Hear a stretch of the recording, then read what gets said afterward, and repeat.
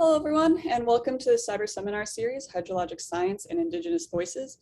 CUAHSI is excited to host this series alongside Riverbytes LLC founder, Dr. Maribeth Kniffin. Dr. Kniffin has convened the series with the purpose of highlighting Indigenous voices and expanding the definition of hydrologic science to be more inclusive. This series has featured 5 individuals working in or alongside hydrologic sciences who identify as Indigenous.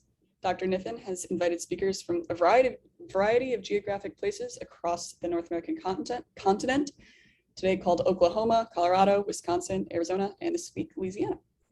Before I hand things off to our speaker today, I wanted to give a brief overview of CUAHSI while folks are still logging on and getting settled. My name is Julia Masterman. I'm the Education Outreach Specialist for CUAHSI. CUAHSI is the consortium of universities for the advancement of hydrologic science, Incorporated. We're a nonprofit organization funded in part by the National Science Foundation.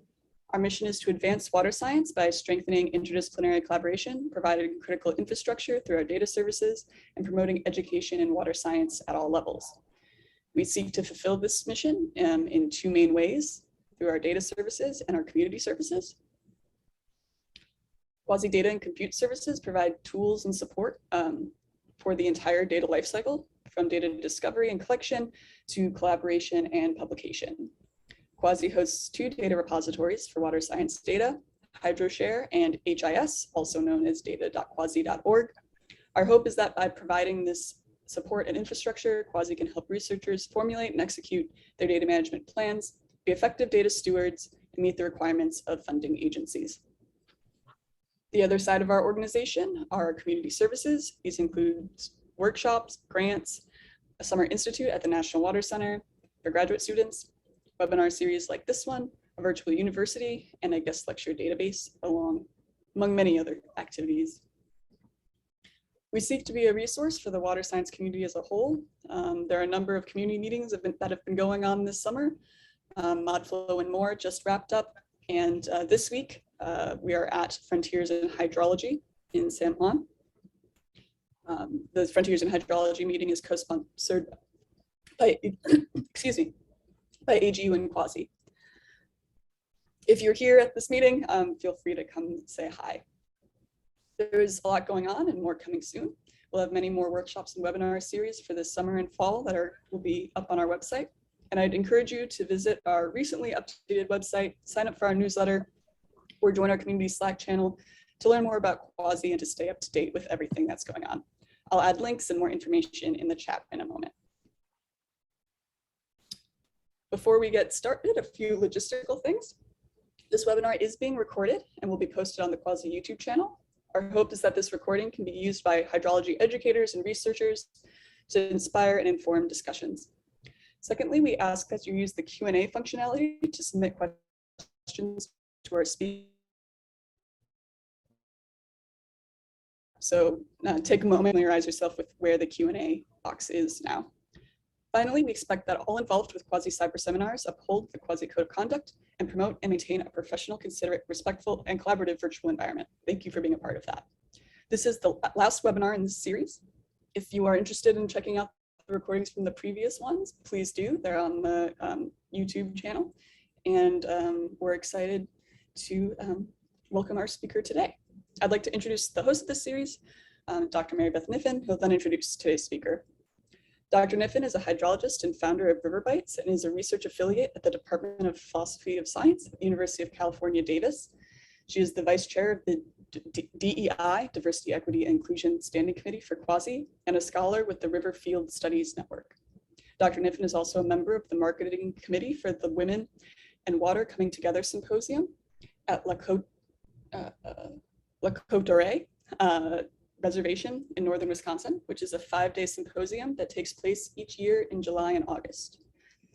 During her PhD at the University of Wisconsin-Madison, Dr. Kniffin applied collaborative and participatory modeling, field methods, and isotope analyses to investigate groundwater and surface water interactions and human relationships with the land and water in the central sands of Wisconsin. She co-developed land and water management scenarios to inform land and water use practices in a way that empowers local communities to have the technical information they need to make decisions on how want to balance their social, environmental, and economic needs and values. Her postdoctoral research in hydrology and hydrogeology at the University of California, Davis and Merced, Dr. Kniffin has been studied the impacts of climate change on mountain headwater storage and groundwater surface water connections in the Sierra Nevada. Thank you, Maribeth, for inviting such a fantastic lineup of speakers so far this series. And with that, I will pass the mic to you to introduce today's speaker. Thank you so much. Welcome, everyone. As Julia said, I'm your co-host, Maribeth Kniffin, and I am a hydrologist who values justice, equity, diversity, and inclusion. I've witnessed that people working together with diverse perspectives and worldviews results in better science, more comprehensive understanding of systems, and the ability to support healthier human and non-human ecosystems. I'm grateful for your interest in the seminar today and your presence. During the seminar, I invite you to think about tangible outcomes that could create more inclusivity in the hydrologic sciences. And if you're interested in follow-up to this event, please send an email to info@riverbytes.com, which I will put in the chat in a bit. So today we have the honor and the pleasure to speak with Jessi Parfait. Jessi Parfait is a member of the United Homan Nation, a state-recognized Indigenous tribe that has called the lands of Southeast Louisiana home for all of their documented history. She was born and raised in Houma, a coastal community in Louisiana, the state losing land faster than anywhere else in the continental United States. Jessi attended Louisiana State University, where she received both her bachelor's and master's degrees in anthropology and studied the effects of forced migration on her tribe. Climate change and Louisiana's coastal crisis instilled in her a sense of urgency to document her tribe's history. She also practices traditional tribal crafts such as beading and palmetto weaving. After her family home was ravaged during Hurricane Ida in 2021, she decided to take a more active role in environmental issues facing her home and is currently working as a campaign representative with Sierra Club. Thank you very much for being with us today, Jessi. Thank you for having me today. Would you be willing to start our conversation off by describing how you interact with and study water in your research and work? For sure. So it's deeply ingrained here. I feel like you can't study anything in coastal Louisiana without some sort of understanding of the water, because we live and fight against the water so much. Everything from the Gulf to like rainwater to the Mississippi River, which drains 41% of the entire country. And all of that comes out here in Louisiana. When it was first discovered, they called it the gateway to the country because of how well you can navigate it. So many places from this one little tiny area in Louisiana. And so a lot of my work has focused more, like a lot of my work previously has focused more on the way my tribe and other coastal people have interacted with the water and the ways in which we understand it. And it's really funny because a lot of my work, you hear things like we're losing land faster than anywhere in the country. You think we'd be a lot more afraid of the water than what we are. You think we'd want protection from it. When you actually talk to Indigenous communities, of course they want to protect their land, and levees make sense in some places, but really what people want is access to the water. A lot of the land around here has been privatized, even though it's a weird like legal gray area of navigable waterways is the official term for it. Anything navigable should belong to the state, but with land loss, things that were not once navigable waterways are now. And so it's crazy, it's convoluted, like people living there don't even understand it because it's so complicated. But yeah, that's what people want. And they actually want like more access to the water. They want to practice traditional ways of living, like fishing and crabbing and all of these sorts of things that have kind of more or less been taken away in a lot of ways. And yeah, that's kind of what my work focused on, is actually understanding what people want from the water and how they interact with it, more than just telling them like, this is what we need for coastal restoration, this is what we need to protect our land. Like that approach is not working. Can you talk a little bit about how the land loss has affected the Houma Nation? Yeah, of course. So Louisiana, this is like trying to find the straightest way through the story.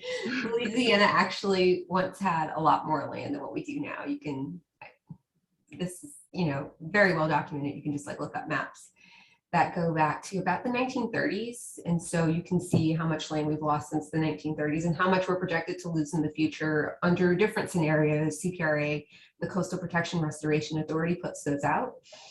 But like I said, I kind of wanted to understand a little bit more about how that impacts people. The statistics are all there, the maps are there. I've literally made some of them. But that's not what it looks like in reality. To get to your question, like what it looks like is loss of protection.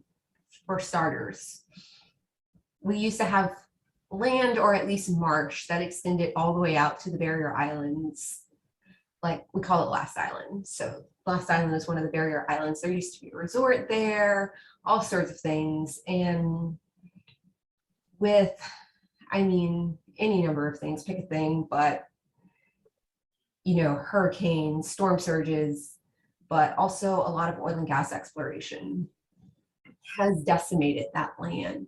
Early days of oil and gas exploration in Louisiana was just like, it was the Wild West. They just wrote about it very nonchalantly in one of my favorite historic pieces, the Louisiana Conservation Review. They're like, the wild wells of Terrebonne Parish spewed oil for like 99 days and we couldn't cap it. And it should come as no surprise at all that if you look at maps of where those fields were, those oil fields were, mind you, some of the largest producing oil fields in the entire world, not just the country, but the world, were here in Louisiana at one point in time. And now those areas where those fields were are flooded. There's nothing there anymore. And dredging, either for navigation or for like oil and gas infrastructure like pipelines, did damage in a number of ways. It connected bodies of water that were not supposed to be connected. And so that introduced salt water to some of our freshwater lakes, which are no longer freshwater lakes. That they used to do what they called spray dredging. So like the material that they would dig up, they would just like throw it. And if you throw that heavy sediment on top of floating marsh, like, of course, that's just gonna sink. And so, but to get to your question, I'm sorry, it's so complicated. To get to your question, all of that land and all of that marsh protected us from storm surge. We always say the marsh is our best line of defense against storms. That was the barrier islands, that was our speed bumps to slow storms down before they got into our communities. And now that that's gone and it's continuing to disappear faster than anywhere else in the continental United States, our communities are becoming those speed bumps that storms hit. And it's not just always in a worst case scenario either. It's not just like when a storm comes. A lot of that was also breeding ground for a lot of the things that, we consume, like shrimp and things like that. And a lot of our fishermen are having to buy larger, when they can afford it, because they always, they can't always afford it, larger and larger boats so that they can go further and further offshore to catch what they would have otherwise caught, like pretty close to the shore previously. And so it's affecting us in a lot of ways. It's affecting us, the hurricane last year, Hurricane Ida, was devastating. It ruined communities that had not seen that type of devastation before. Like in my entire life, in my parents' life, that's literally why they bought the house they bought. They purchased it like 20 years ago because that neighborhood was safe. And it's just not safe anymore. The coast is becoming uninhabitable. People can't afford to live there. I mean, my people can't afford to live there. Of course, there's like camp owners and, you know, people's second homes that are still there. But community members who have lived there for generations, it's getting to the point where they can't afford to live there. They can't afford to like subsist on the land the way they once did. It's having really devastating ripple effects. So you had mentioned that it's affecting the breeding grounds for crab and shrimp. Can you talk a little bit about that? Well, that's just, I know that from what my fishermen, fellow tribal members tell me. They say it's the spawning grounds and like the breeding grounds and stuff are being pushed further out. It's also not as abundant. Like a lot of things just aren't in the abundance that they once were because of that. Like catfish, I know particularly, there's like this little area called Catfish Lake, and they're like, yeah, it used to be full of catfish, but not so much anymore. Or I don't even know if they want to eat the things that come out of it. But yeah, that's kind of just been one of the things. And ducks as well, because as one of my tribal members told me, like ducks don't fly south for the winter, ducks fly south for the food. And they eat the marsh. And with that marsh gone, they're having to move around to try to find things that were once just in abundance everywhere. I mean, they love to call Louisiana, what do they call it? Sportsman's paradise. They love to call it that, but at the same time, they're allowing so much infrastructure that's destroying the marsh and destroying the habitat for all of these species that people do like to, you know, hunt or fish for recreationally even. So it's not just like subsistence. Mm-hmm. Can you talk a little bit about how growing up in the bayou has affected your view of water?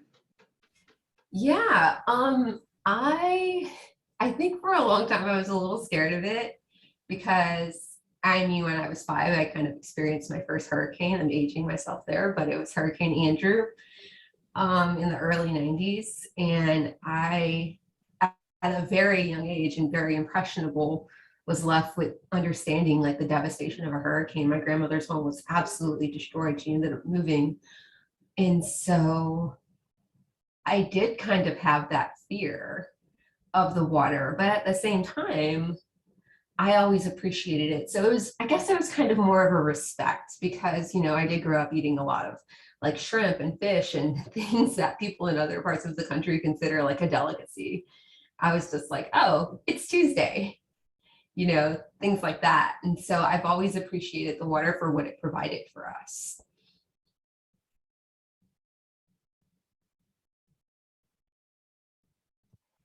So it sounds like you had mentioned respect, so it gave you a great respect of the water. And it sounds like a sense of gratitude from the abundance that the water brings. How has the culture of the people where you grew up, has that informed your perspective on water? Yeah, so the culture is very much still dependent on the water. Like even people who don't fish for a living still do so recreationally. Like we still subsist, you know. All of our best recipes have seafood, of course, you know, from the coast. All of our best recipes, gumbo, jambalaya, sometimes depending on how you cook it. But yeah, it's, the appreciation was always there. And even in a lot of other industries, like oil and gas or like, you know, tugboat captains, things like that, even those industries still rely on the water.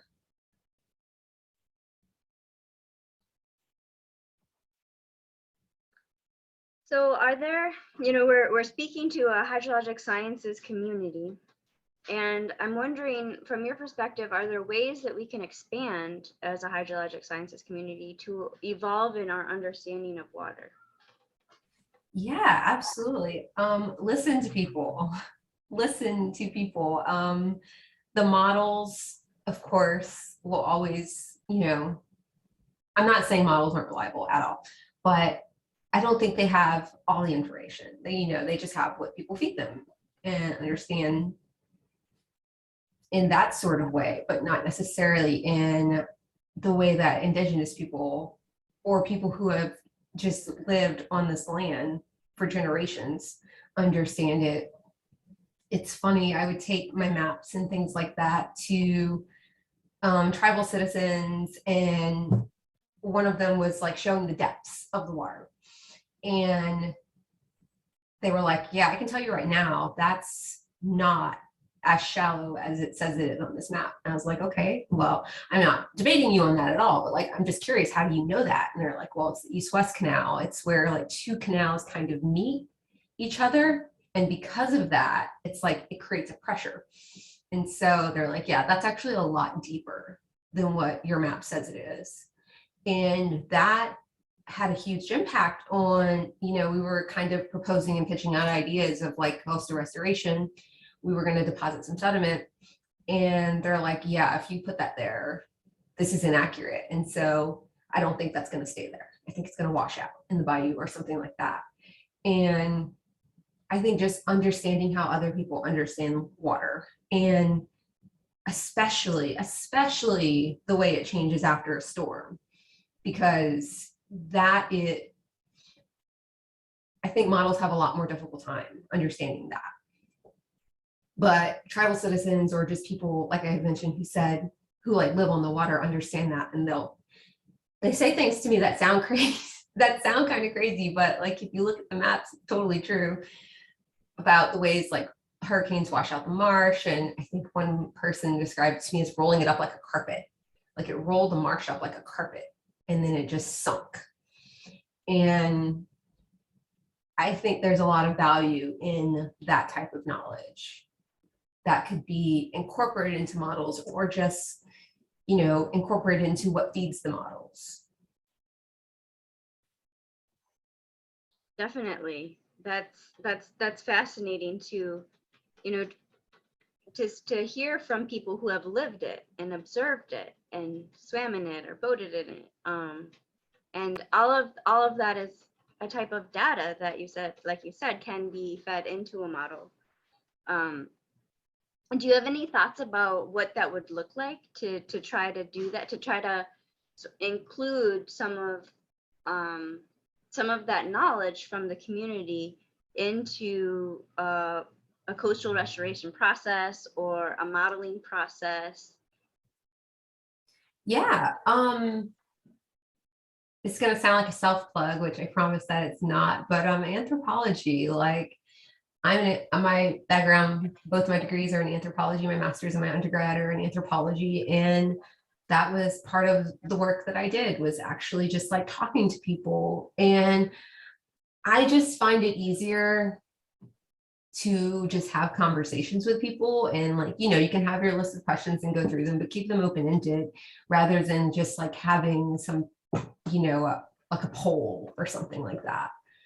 Something that requires a set answer, because people, I don't know if it's a cultural thing, or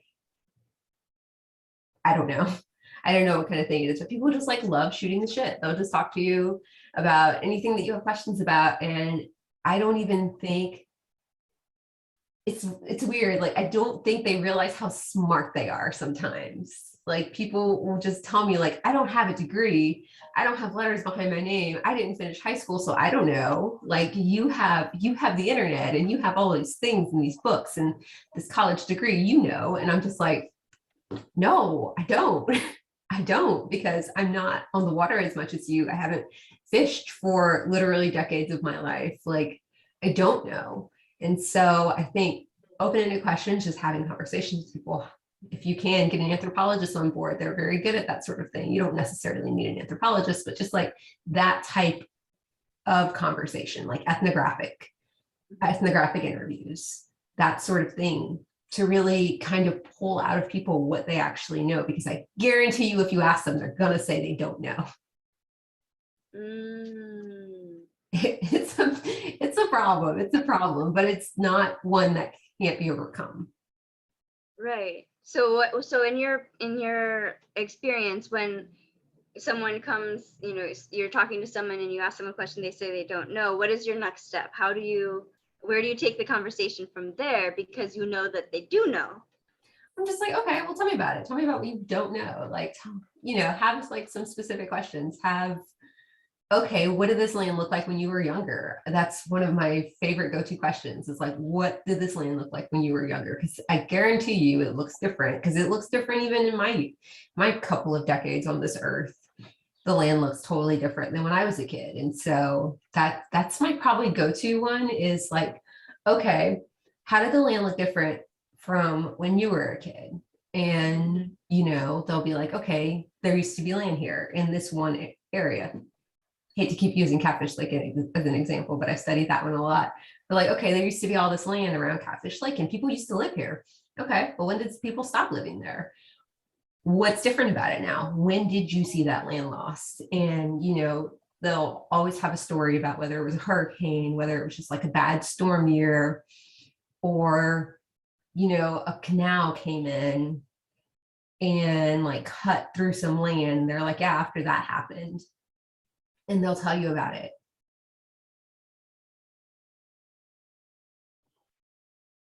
One thing I just realized while you were talking is there may be quite a few people that don't know what a bayou is. And I wonder if you could give an explanation of what a bayou is and your experience of bayous. Oh my God. So this is really funny. This is just like one of those things that I did not know was not a thing in other places until I left. My partner's from Colorado. And so going to a new place often was a bit of a culture shock. But yeah, that was one of those culture shocks. Of like, you don't have bayou. What do you call this if it's not a bayou? It's bigger than a stream, smaller than a river, but it's a moving body of water. What do y'all call those everywhere else? Because that's like a Southeast thing, right? Bigger than a stream, smaller than a river. Yeah. I guess I would use the word river. Usually small rivers there's small rivers, there's big rivers, there's different Creek. Someone says creek. Well, it's bigger than a creek. You can pass a boat through it, like a short boat.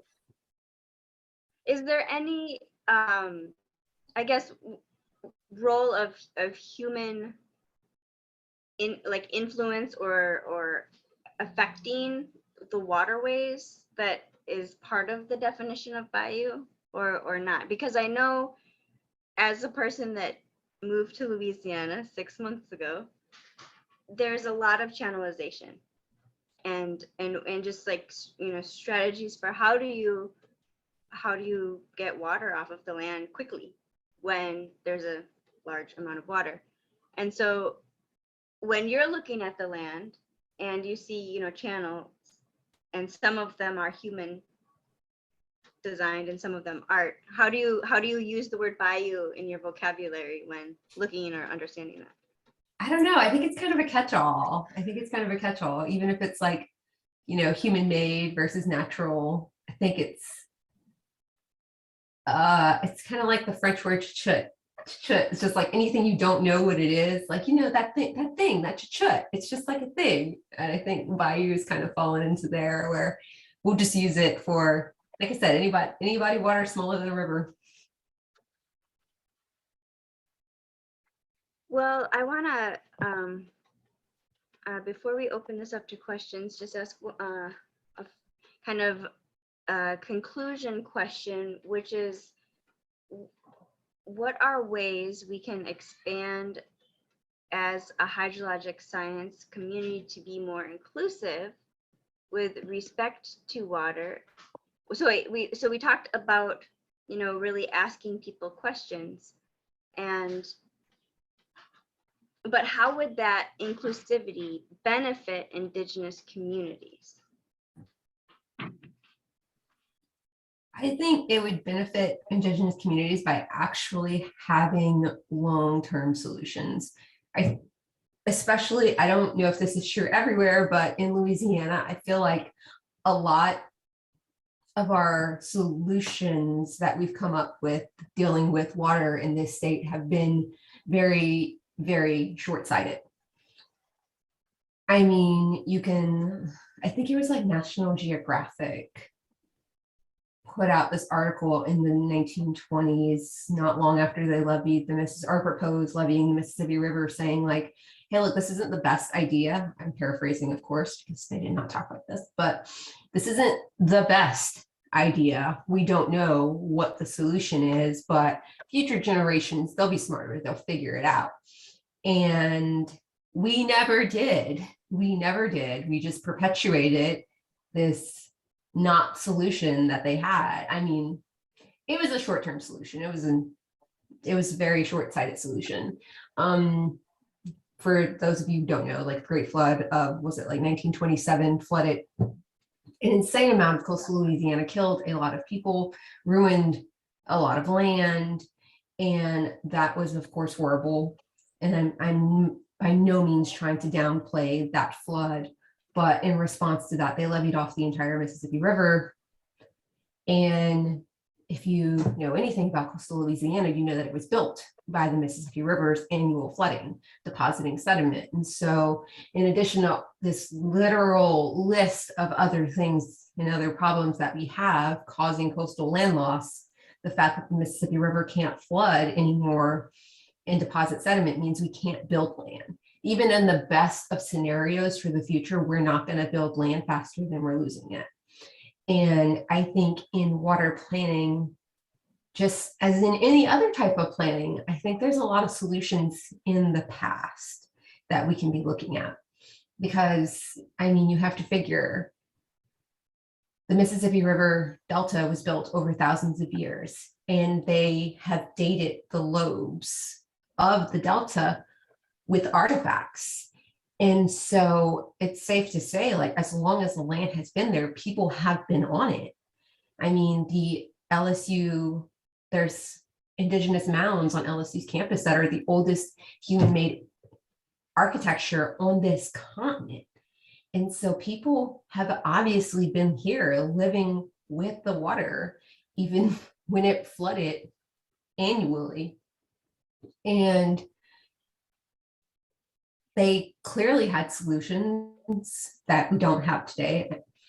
And so I think that type of planning, like including things like looking at history, things like in talking to Indigenous people, can actually create long-term solutions, because people want to be here. People want their kids to be able to be here. And so they're thinking like that. They're not just thinking like, okay, how can this maximize profits this year, or how can this protect this oil field? They're not thinking short-sighted like that. They're thinking like, okay, how can I protect this land well enough for my grandkids to be able to be here? They're looking for those solutions. Mm-hmm. And I think if planning folks actually talk to them, they can help them come up with them. Mm-hmm. Yeah.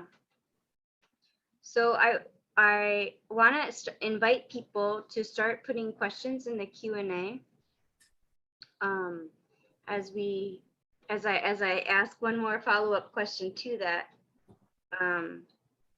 So because we're gonna open it up to question and answer very shortly here.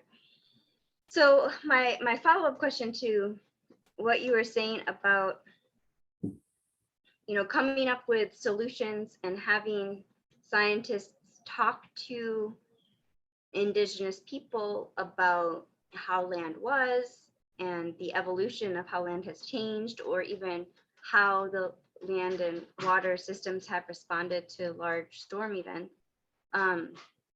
If there's someone that's, you know, that's listening and finds that would be something that they are interested in doing, how do you suggest that they go about doing that? And what is, from your experience in the Houma Nation, are people like wanting to talk to scientists? It's going to be difficult to hear, but the answer to that is kind of yes and no. If you find the right people, they love it. people love talking about this land.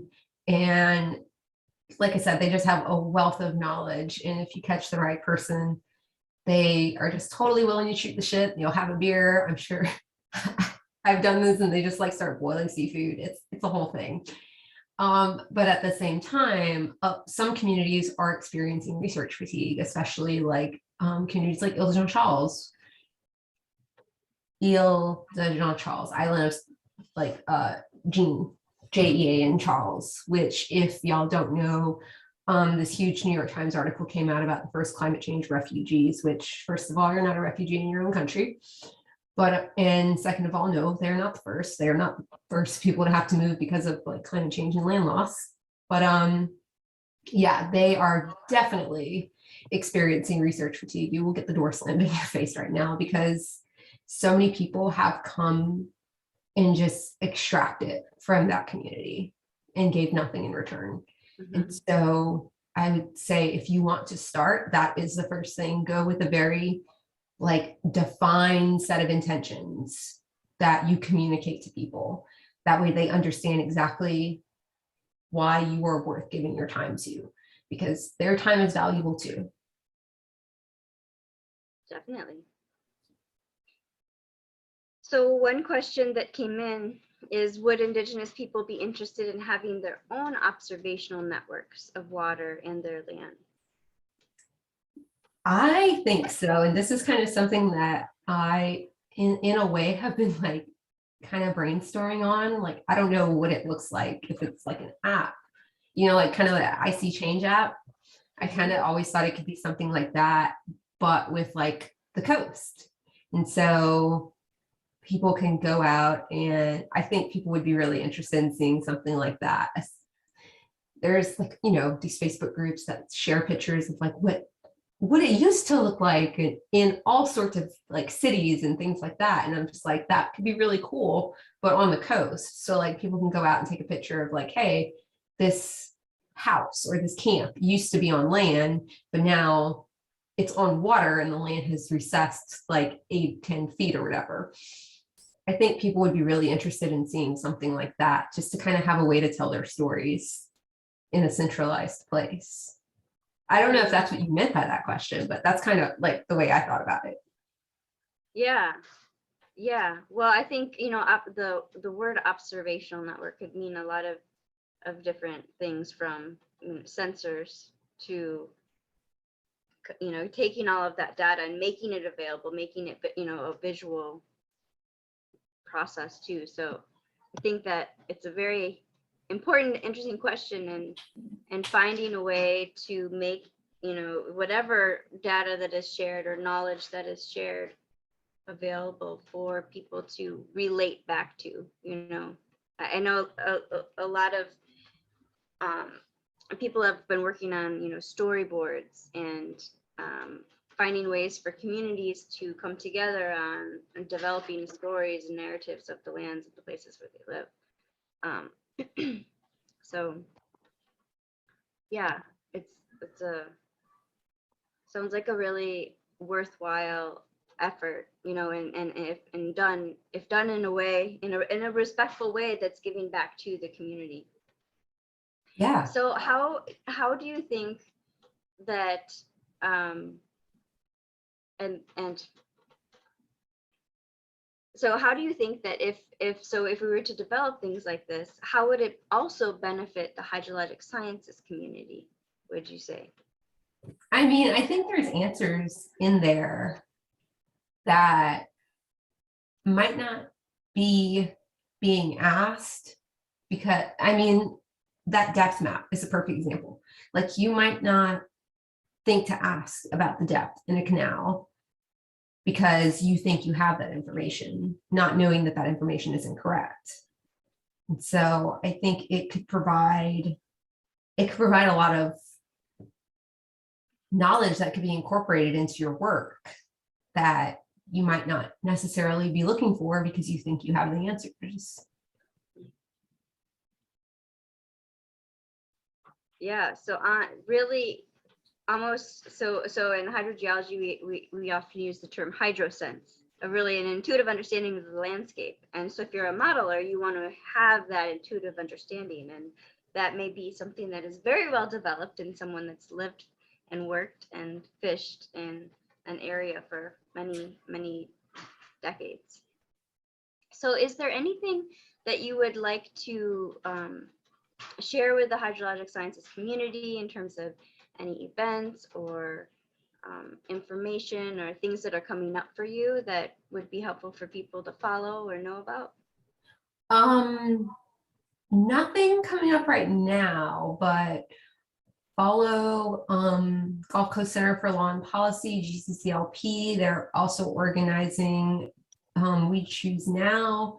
It's their organization has done a lot for folks on the coast, and they also put out Gulf South for a Green New Deal.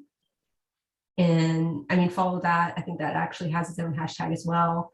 Follow Gulf South for a Green New Deal. They are working on actually trying to get like renewables in Louisiana and, you know, a just transition here, because the oil and gas industry has absolutely, we say it's such a double-edged sword, because yes, it employs people and provides a living for a lot of folks, like my family included, but it's also, we can't acknowledge that without also acknowledging like the harm that it's caused here, and it is still perpetuating harm. And we need a shift. We need a shift to renewables, and that's all more related to the water than what people realize. Like all of these LNG facilities are quite often like on the water. The one proposed in Plaquemines is going to be on the river, or like, you know, use the river, I guess I should say. It's going to be on the marsh. All these things. Yeah. Sorry, went off on tangent there. No, that's really important to know about. And I think one of the things that I've learned in moving to Louisiana and learning about the landscape is just the vast amount of infrastructure that is in the coast. Like thousands of miles of pipelines, and it's just phenomenal and mind-boggling to think about and understand. Yeah, and they don't care for it either. Like once it's no longer in operation, they just leave it in the ground. If anyone is not familiar, the stretch of highway between Baton Rouge and New Orleans is like 50 or 60 miles, and it's home to over like 100 chemical plants. We call it Cancer Alley. Yeah, we have a lot of oil and gas infrastructure and just like industrial facilities in general here on the coast, which is absolutely mind-boggling to me, considering like what we experience in terms of natural disaster. Those things are not safe. I mean, look at Houston when it flooded, even Hurricane Ida last year. These things are not safe. We're not safe from these storms, much less these huge polluting facilities. Yeah, big challenges. Very, very. So we had another question come in. What are some of the ways you observe people adapting to land loss or changes to the ecosystem in your community? So fishermen and people that are a lot more like reliant on the land are less prone to leave. If they can adapt, they will. And one of the things in particular they do is, like I mentioned a little bit earlier, buying bigger boats if they can afford to do so, because they're not cheap, and they're not cheap to maintain. Like, but if they're able to, a lot of people will do that, buy bigger boats to be able to go further offshore. That's just like one way they adapt, but other folks just kind of, you know, move. They move around their fishing areas. And unfortunately, some people build up in terms of like homes and things, like, you know, we raise homes. That's another one of those things that I did not realize was weird. You know, there's just a house 16 feet in the air. I'm just like, oh, that's just a thing. That's just a thing. And then my friends come over and they're like taking pictures with their phone. I was like, please don't do that. It's weird. But yeah, that's one way people have adapted. You know, they raise their homes. One of my favorite stories, it's like somebody's like, yeah, I just leave one of my floorboards loose. He has like cypress floor. He's like, cypress does not rot. That's another one of those things we can learn from history. Cypress does not rot. We used to build intentionally with cypress for that exact reason. You know, if it gets wet, it's whatever. You can like hose it off, it's fine. Well, the dude's like, yeah, I leave my floorboard out. So if my house ever floods, I can just like sweep the muck into the empty floorboard and then put it back. I was like, sir, you are a genius. First of all, everyone else is like out here struggling. And here you are with like a push broom done in an hour. But unfortunately, those are fun stories. Unfortunately, what it looks like a lot of times is moving away from land that had been in families for generations because people just can't afford to live in these communities anymore. You see it a lot in my community in Homa, which is in Terrebonne Parish. Oh yeah, for again, another one of those weird Louisiana things. We have parishes. Every other state in the country has counties, but we call them parishes here. But I'm from Terrebonne Parish, and there are migration maps that show people are retreating in from the coast, not just in my community, but all over the coast. Like in Cameron Parish, which is in Southwest Louisiana, close to Texas, has experienced like devastating population loss. Same in Plaquemines Parish, which some of those communities were founded by like free people of color, like over 100 years ago, and that's how long they've been there. And it's getting to the point where they can't stay, and so unfortunately, a lot of it looks like retreat. When people retreat, has there been sort of a concerted effort to retreat to a similar area and maintain a sense of community, or is that not even possible because it requires more resources and organization than maybe feasible? I mean, that is absolutely what I would love to see, and the state tried to do it that way, and it was a trash fire.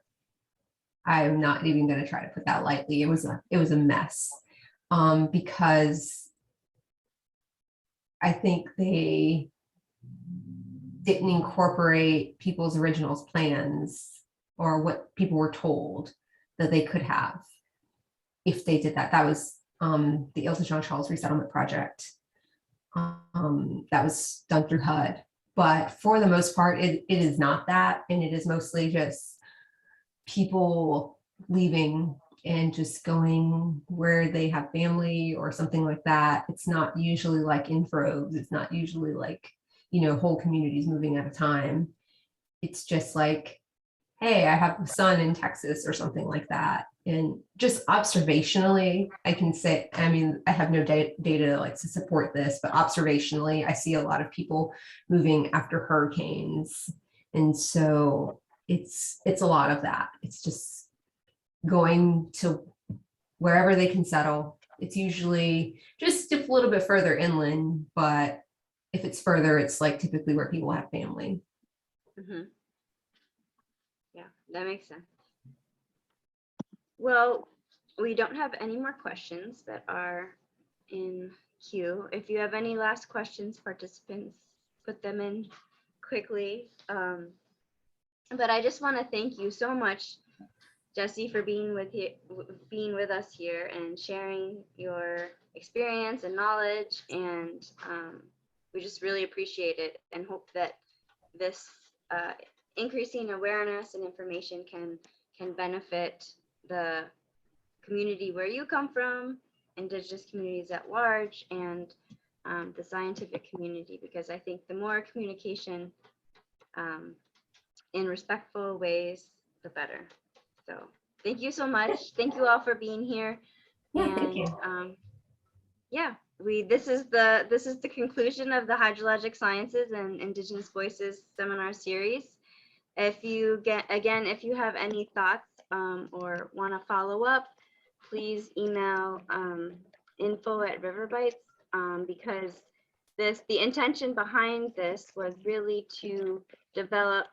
Sorry, I'm trying to type, and so I just put the the email there. It's really to develop, you know, a plan for what can be some next steps to carry more diversity, equity, and inclusion processes forward and develop some potential programs. So please stay tuned if you're interested. And thank you all for being here. Have a wonderful day. Thank you.